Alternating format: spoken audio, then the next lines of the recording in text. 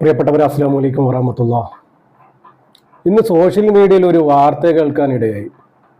സുബ്ഹാനല്ലാഹ്, ആ ഒരു വാർത്ത കേട്ടപ്പോൾ ശരിക്കും പറഞ്ഞാൽ വല്ലാണ്ടായിപ്പോയി. കോളേജിലെ ശുചിമുറിയിൽ ഒരു വിദ്യാർത്ഥിനി പ്രസവിച്ചു എന്ന്.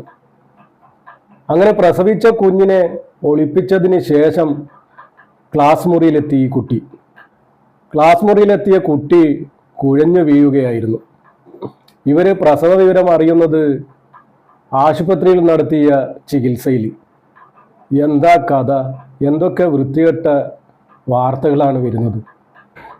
നമ്മളെ AP ഉസ്താദ് വെറുതെ അല്ല പറഞ്ഞത്.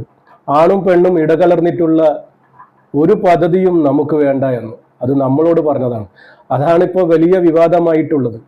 ഇങ്ങനെയുള്ള സംഭവങ്ങളൊക്കെ ഇല്ലാതിരിക്കാനാണ് ഇസ്ലാമിൽ ഇങ്ങനെ ഒരു നിയമം വെച്ചത്.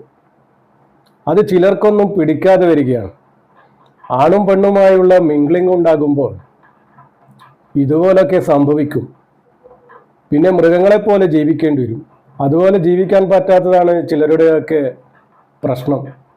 അങ്ങനെ ഈ കുട്ടിയെ ആശുപത്രിയിൽ എത്തിച്ചതിന് ശേഷം അവരുടെ ആ പരിശോധനയിലാണ് ഈ കുട്ടി പ്രസവിച്ചിട്ടുണ്ട് എന്ന് മനസ്സിലായത്. അങ്ങനെ ഇവരൊക്കെ കൂടി ആ ശുചിമുറിയിൽ പരിശോധന നടത്തുകയാണ്.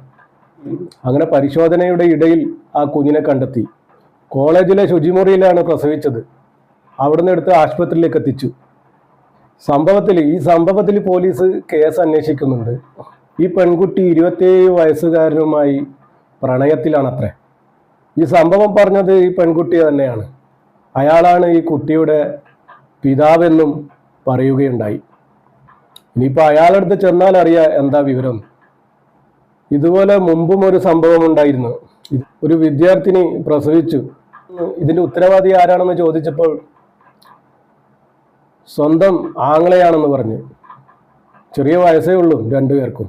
വെറുതെ തമാശക്ക് തുടങ്ങിയതാണത്രേ. അപ്പോൾ ഇങ്ങനെയൊന്നും സംഭവിക്കുമെന്ന് ഇവർക്ക് അറിയില്ല. അങ്ങനെ ഈ 27 വയസ്സുകാരനാണെന്ന് ഈ കുട്ടി പോലീസിന് മൊഴി നൽകി. നമ്മൾ തമ്മിൽ വിവാഹിതരാകാൻ നിൽക്കുകയായിരുന്നു എന്ന് പോലീസിനോട് പറഞ്ഞു ഈ കുട്ടി. അപ്പോൾ അതിനിടക്കാണ് പ്രസവിച്ചു പോയത്, അതും കോളേജിൽ.